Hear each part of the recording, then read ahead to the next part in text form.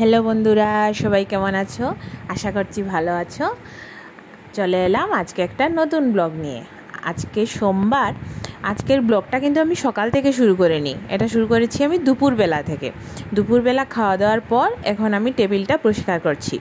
আসলে সকালবেলা এত কাজ থাকে না, অফিস থাকে, স্কুল থাকে, ছেলে বেরোবে, বর বেরোবে, তখন কোনোভাবেই আমি আর পেরে উঠি না।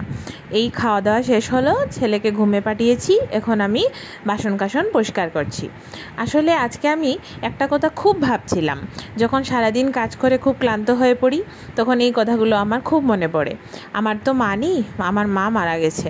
তো মাঝে মাঝে খুব মনে হয়, যখন একা হাতে পেরে উঠি না, তখন মনে হয় যে আমি যখন বিয়ের আগে যখন আমি থাকতাম মায়ের সঙ্গে, আর যখন মা ছোটোখাটো কাজের জন্য বলতো আর আমি মানা করতাম, আর এখন সেই আমি সব কাজ একা হাতে কি সুন্দর করে নেই, টাইমের মধ্যে সব কাজ শেষও করে নেই। সত্যি ভাবতে অবাক লাগে মেয়েদের জীবনে কত পরিবর্তন। বিয়ের আগে একটা জীবন, বিয়ের পরে আর একটা জীবন। মা যখন ডাল সম্বাস দিত, আমাকে বলতো, তুই বাইরে যা, আমি ডাল সম্বাস দিচ্ছি, দেখিস তোর আবার কাশি উঠে যাবে। আর এখন কোথায় কি! সত্যি ভাবতে অবাক লাগে মেয়েদের জীবনের কত পরিবর্তনই আসে। বলতে বলতে আমার বাসন ধোয়া সব শেষ হয়ে গেল। ডালের কুকারটা শুধু মাজিনি, এটা রেখেছি, কারণ এটার মধ্যে ডালের কুকার শক্ত হয়ে যায় তো ডাল, তাই এটা আমি পরে ধুয়ে নেব। বাকি সব বাসন কুসন মাজা আমার কমপ্লিট। এখন এদিকটা মুছে পরিষ্কার করে যাব অন্য কাজে। বিকেলবেলা আমার কোনো দিনই কোনো ঘুম বা রেস্ট এসব কিছুই হয় না। সারাটা দিন শুধু দৌড় ঝাঁপ কাজ, এগুলো নিয়েই চলে যায়। আজকে এক্সট্রা কিছু কাজও করেছিলাম, ধোয়া মোছা পরিষ্কার করা, পুজো এসে গেছে তো এগুলো তো করতেই হয়, তাই আজকে আরও সময় পাইনি। বাসন কুসন মাজা কমপ্লিট করে এসে দেখলাম ছেলেটা কি করছে। ও মা বালিশ চাপা দিয়ে ঘুমিয়ে গেছে। বালিশটা সরিয়ে ঘামটা মুছে দিলাম। প্রচণ্ড ঘাম হয়েছে, এমন ঘাম বলে লাভ নেই।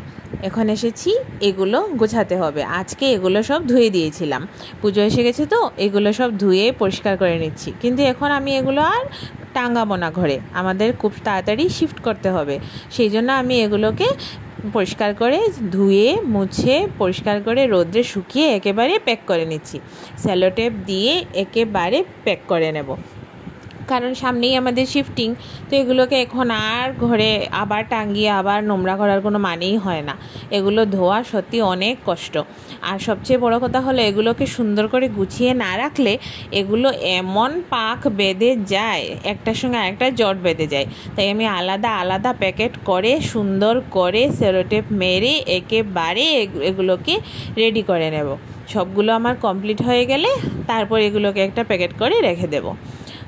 সত্যি ভাবতে অবাক লাগে, সারাটা দিন একটার পর একটা কাজ করেই যাই। এখন বুঝতে পারছি আমাদের মা ওরা কত নাই পরিশ্রম করতো। যখন মা সারাদিন কাজ করে হাঁপিয়ে যেত আর বলতো, আয় না একটু সাহায্য কর, কোনোভাবেই করতাম না। কখনো কখনো করতাম, আবার বেশিরভাগ সময় মুখ ফুলিয়ে না করে চলে যেতাম। এখন বুঝতে পারছি মা কতটাই না ক্লান্ত হতো। বলতে বলতে আমার সব পরিষ্কার করা জিনিসগুলো গুছানো হয়ে গেছে।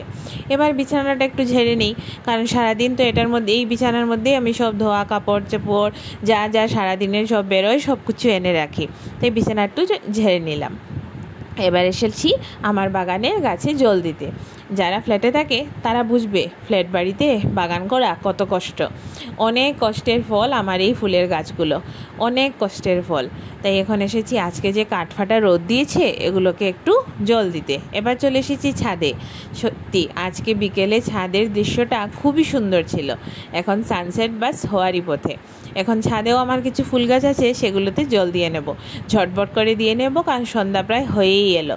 ঝটপট করে আমি আমার ছাদের সবগুলো গাছে জল দিয়ে নিচ্ছি। তারপর আরও কাজ আছে, অনেক কাজ।